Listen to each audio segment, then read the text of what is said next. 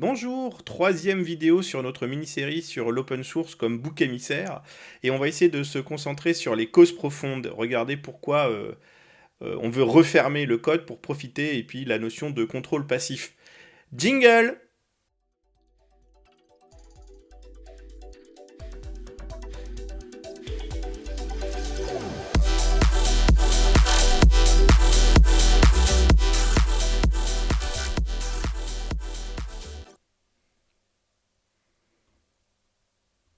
Alors, on va commencer cette vidéo en essayant de regarder un petit peu les classements et les études sponsorisées et de voir quels problèmes ça peut avoir. Il y a un phénomène, effectivement, hein, c'est un phénomène qui est rarement questionné, hein. Il y a de nombreuses études sur la sécurité, sur la fiabilité des logiciels qui sont financées par les éditeurs propriétaires. Alors par exemple, hein, on a les Magic Quadrant de Gartner, hein, c'est l'outil de référence pour de nombreuses DSI, pour les DSI, pour les dirigeants, et c'est un modèle payant. Les éditeurs paient pour y figurer, pour y être évalués, et du coup forcément, les solutions open source, hein, qui ont moins de budget, ou qui n'en ont carrément pas, elles sont structurellement sous-représentées. Alors effectivement, elles ne sont pas absentes, parce que si elles étaient absentes, ça laisserait poser des questions, et du coup, bah, le phénomène est un peu plus pervers, c'est-à-dire qu'elles sont présentes, mais avec un niveau de priorisation qui est plus faible, parce que forcément, ces structures ne sont pas des structures complètement autonomes, et elles sont financées. On a le même phénomène avec les études Forrester, hein, de type Total Economic Impact. Elles sont commandées et financées par l'éditeur évalué. Donc là, on est finalement sur une démarche qui est un petit peu arbitraire, on va dire, hein, sur l'approche. C'est pas de la recherche, c'est du marketing déguisé en analyse. Ce qu'il faut bien comprendre, c'est que ces outils sont des outils à destination des décideurs, et le décideur qui lit ces études sans connaître leur financement, il prend des décisions qui sont à minima biaisées. Et quelque part, bah, c'est un petit peu l'objectif de ces études. Faut pas oublier que derrière, on parle d'argent, à la fois pour financer ces études, pour les réaliser, et puis pour en faire une espèce de marketing déguisé. Alors, le modèle propriétaire, c'est pas la première fois que je vais le dire, mais c'est une rente sur l'opacité. Comment le logiciel propriétaire génère-t-il des marges? Et bien finalement, le premier chef de valeur sur lequel il va s'appuyer, c'est le verrouillage, c'est-à-dire la construction d'un lock-in. Il va fabriquer des formats propriétaires, des écosystèmes fermés, et il va effectivement faire des consortiums, des partenariats pour que ces écosystèmes deviennent utilisés. Mais du coup, ça veut dire que pour ressortir de cette solution, il va falloir payer un coût de migration qui va être potentiellement très élevé en fonction de la complexité de la solution qu'on veut mettre en œuvre. C'est l'opacité du code. Il est impossible de vérifier ce que le logiciel fait réellement. Les potentielles collectes de données, les télémétries, les backdoors. Ça veut dire qu'au-delà de la valeur que vous vend l'éditeur sur son logiciel, il vient chercher aussi de la valeur sur vos données, il vient chercher de la valeur sur l'analyse statistique des activités que vous faites dessus, qui va potentiellement revendre aussi, et puis potentiellement, dans le pire des cas, mais bon, ça reste une utilisation malveillante pour le coup, parce que complètement dissimulée, c'est la possibilité d'ouvrir des backdoors, soit pour des structures étatiques, soit pour d'autres sociétés. Bon, cette pratique, évidemment, elle est, on l'espère, marginale. Et puis enfin, c'est une construction d'une dépendance contractuelle. La licence par utilisateur, par siège, par an, avec des escalades tarifaires qui vont être anticipées, programmées, pour justement favoriser la montée en valeur de ce que l'entreprise veut générer. Donc, il faut être très clair. On parle de l'open source comme bouc émissaire parce que effectivement, l'open source menace ces trois piliers simultanément. Il est évidemment une lutte directe contre le lock-in, puisque c'est l'indépendance complète d'utilisation de la solution et de l'utilisation de standards. C'est l'inverse de l'opacité du code, et c'est une négation de la dépendance contractuelle, puisqu'il n'y a pas de construction d'un contrat. Il y a une licence, mais il n'y a pas de contrat.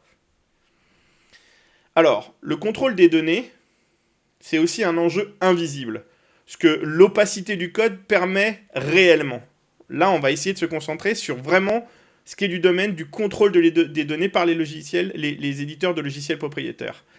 Je l'évoquais il y a quelques minutes, les télémétries non consenties. Par exemple, l'exemple le plus récent, Windows 11 envoie des données à Microsoft même avec un paramétrage volontaire de l'utilisateur, mais au final, même le paramétrage minimum dès que le système est déployé. C'est une étude de l'équivalent de la CNIL néerlandaise, ce qu'on appelle le Dutch DPA, qui date de 2022-2023. Le traitement des données dans le cloud. On peut se poser la question, que fait réellement une entreprise qui est avant tout, dont le chiffre d'affaires est avant tout basé sur la publicité et sur le commerce des données? Que fait-elle réellement avec nos données? Que fait Google Workspace avec les documents de notre entreprise, de nos propres documents? Le code est fermé, et l'audit est strictement impossible. Donc effectivement, la véracité de l'utilisation de ces données, elle reste compliquée et sensible. Et enfin, le sujet des backdoors, c'est ce qu'on a vu juste avant. Le code fermé ne peut pas être inspecté par des tiers indépendants. Et typiquement, on a eu la NSA qui a travaillé avec RSA Security pour affaiblir un générateur de nombres aléatoires. Et c'est quelque chose de très concret, le dual EC DRBG. Ça a été révélé encore une fois par Edward Snowden en 2013. Donc il y a des choses très concrètes qui sont perceptibles et mesurées sur le sujet. Donc, encore une fois, avec l'open source, n'importe qui peut auditer le code, et c'est précisément un des éléments qui dérange, parce que ça veut dire que toutes ces pratiques deviennent beaucoup plus difficiles, voire impossibles. Donc, au final, ça veut dire que le problème de l'open source pour les entreprises qui veulent faire du code fermé, c'est pas de l'utiliser et d'en tirer la valeur, c'est de respecter les dimensions même de ce que doit être l'open source. Consommer du code et devoir respecter des règles associées à la consommation de ce code, c'est un vrai problème. La méthode la plus simple va être de le discréditer. Donc, le vrai risque que l'open source pose, il est posé aux éditeurs. Si on récapitule, l'open source, ça ne menace pas la sécurité, ça va menacer le contrôle exhaustif sur les données des utilisateurs, c'est ce qu'on a vu. Ça va menacer les marges, qui peuvent être complètement déraisonnables, de jusqu'à 70-85% des éditeurs SAS propriétaires. On a des sources typiquement sur les rapports de marché public de Microsoft, de Salesforce, de SAP, sur ce genre de choses. Ensuite, qu'est-ce qu'on a? On a le pouvoir de négociation des vendeurs face à leurs clients. Oui, c'est clairement le fait de se dire j'ai de l'open source et ainsi de suite, vous pouvez consommer différemment, il y a une autre façon de consommer et ainsi de suite, vis-à-vis de ce que le vendeur va devoir faire pour justifier le fait qu'il a réellement de la valeur à proposer, de la valeur ajoutée, c'est beaucoup plus compliqué. Et enfin, la capacité à pratiquer l'obsolescence logicielle sans rendre de compte. Effectivement, un logiciel open source, il sera jamais obsolète.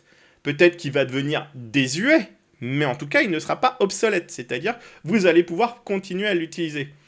C'est pas du tout intéressant pour des entreprises de se dire, oui, mais j'ai vendu un code et puis il n'y a absolument plus rien qui fait que potentiellement je peux vendre un autre code un peu similaire. Non, vous n'allez pas revendre un code similaire, vous allez vendre du code qui propose des fonctionnalités supplémentaires. Là, non. Vous pouvez faire un système, un logiciel quelconque, qui va effectivement devenir complètement obsolète pour une raison qui est potentiellement très contestable.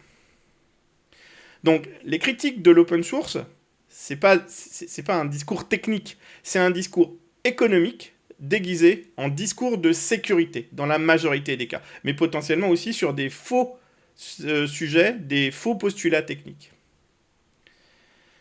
Donc, on en reste là sur cette vidéo. C'était une vidéo peut-être un peu plus courte. L'objectif, c'est que j'essaye de pas trop dépasser le quart d'heure. Et puis la prochaine fois, on va parler du cas de l'IA. Et là, vous allez voir qu'il y a une dramatisation. Et on va voir que les attaques sont encore plus fortes parce qu'elles sont encore sur la sécurité, mais elles sont aussi sur les responsabilités. Et le sujet va pas être simple.